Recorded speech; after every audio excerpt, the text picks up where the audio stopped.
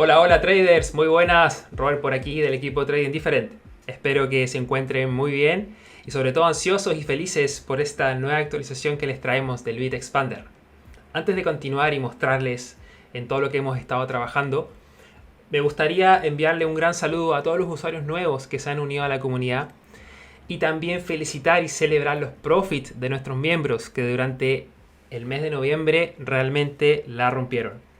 Mis felicitaciones a Matías, a Javier, a Federico, a Luis, a Gerardo, a John y a Jonathan.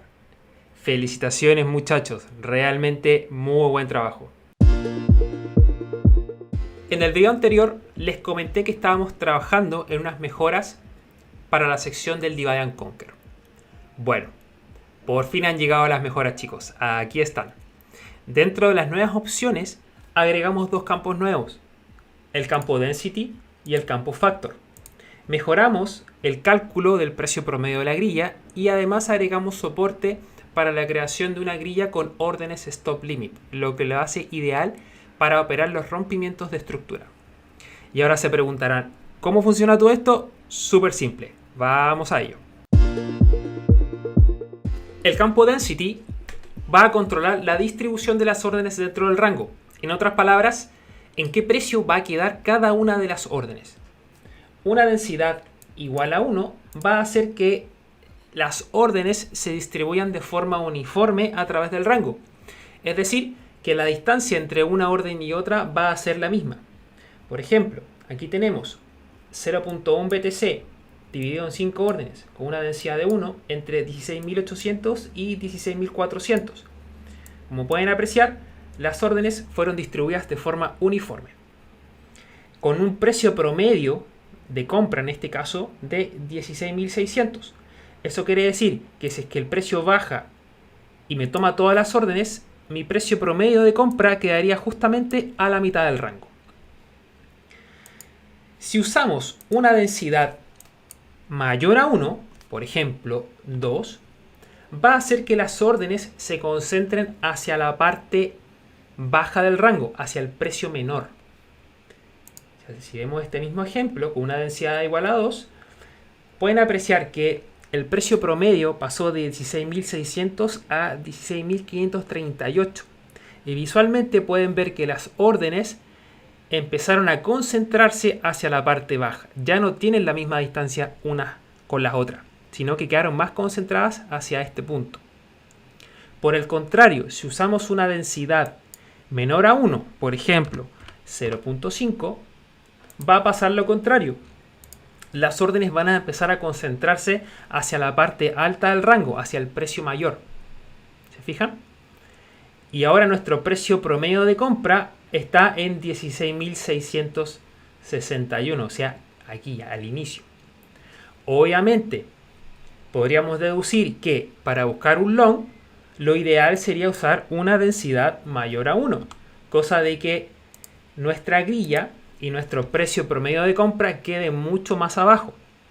Por el contrario, si quisiéramos buscar un short, tendríamos que usar una densidad menor a 1 para que nuestro precio promedio de venta quede lo más arriba posible del rango. El factor va a controlar la distribución de los contratos dentro del rango, es decir, con cuántos contratos va a quedar cada una de las órdenes. La densidad vimos que controla en qué precio queda cada orden y el factor controla cuántos contratos va a tener cada una de las órdenes. Un factor igual a 1 quiere decir que todas las órdenes van a quedar con la misma cantidad de contratos, es decir, los 0.1 que es el total dividido en 5 va a hacer que se reparta de forma uniforme en cada una de las órdenes. En este caso, cada una de las órdenes quedaría con 0.02 BTC, ¿cierto? Que sería básicamente 0.1 dividido en 5. Un factor mayor a 1, por ejemplo 2, quiere decir que cada una de las órdenes que se vaya colocando en la grilla va a ser el doble que la orden anterior. En este caso, por ejemplo, partimos con 003, después tenemos 0.06, después tenemos 0.12, 0.25 y así sucesivamente, ¿cierto? Cada orden siguiente viene siendo el doble que la anterior. Si aplicamos un factor de 3, entonces cada orden siguiente sería 3 veces más grande que la anterior. Por el contrario, si aplicamos un factor menor a 1, en este caso de 0.5, vendría siendo el caso inverso al factor igual a 2. Es decir, que cada una de las órdenes siguientes que se va colocando va siendo la mitad más pequeña que la orden anterior. ¿Ok? Si se fijan, aquí partimos en 0.54, después tenemos 0.25, 0.12, 0.6, 0.03. ¿Ok? Entonces ya podemos establecer una correlación entre lo que es densidad y factor. Podríamos decir entonces que para lograr un buen precio promedio de compra con una grilla, lo ideal sería utilizar una densidad mayor a 1 y un factor mayor a 1. Cosa de que si ocupamos un factor mayor a 1, ¿cierto? Y una densidad mayor a 1, vamos a hacer que nuestro precio promedio de compra y la distribución de los contratos quede hacia el final del rango, lo cual mejoraría muchísimo nuestro precio de entrada, nuestro precio ponderado.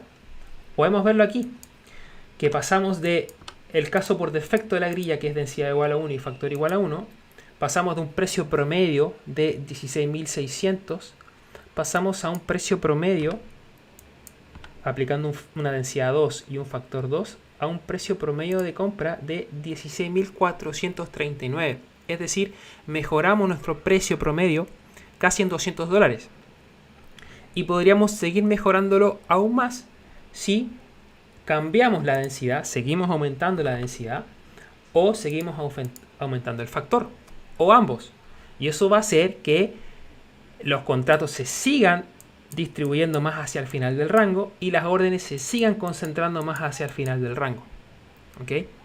Esto sería para un long. Y si buscamos un short con un buen precio promedio de venta, lo que deberíamos hacer sería aplicar una densidad menor a 1 y un factor menor a 1 también. Un factor menor a 1 y una densidad menor a 1.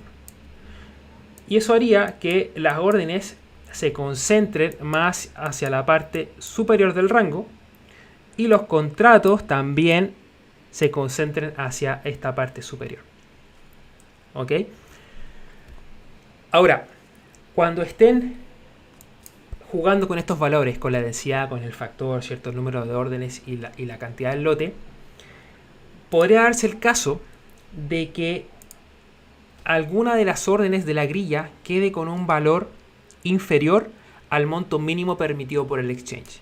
Por si no lo sabían, BitMEX tiene un mínimo de contratos para las órdenes. Y eso va a variar según el par en el que estén operando. En el caso, por ejemplo, de XBT USDT, el valor mínimo de una orden es de 0.001 BTC. Ese es el mínimo. Las órdenes no pueden ser inferiores a eso. Si no, el plugin les va a lanzar un error. ¿Y cómo les va a lanzar el error? Pueden verlo aquí, por ejemplo. Si aplicamos un factor, por ejemplo, densidad igual a 2 y un factor igual a 2, hasta ahí está todo ok. Pero a medida que vamos incrementando el factor, va a llegar un punto en que esa configuración en particular va a producir que una de las órdenes de la grilla sea menor al monto mínimo permitido por el exchange para este par. ¿Cuál es el monto mínimo permitido para este par? Bueno, aquí el plugin se los va a decir. El monto mínimo es de 0.001 BTC. Y como les comentaba, eso varía por el par. Por ejemplo, en Ethereum el mínimo es un contrato. En el par XBT USD el mínimo son 100 contratos. ¿Ok? Entonces tienen que tener ojo con eso. Bien, y finalmente tenemos el soporte para grillas con órdenes stop limit.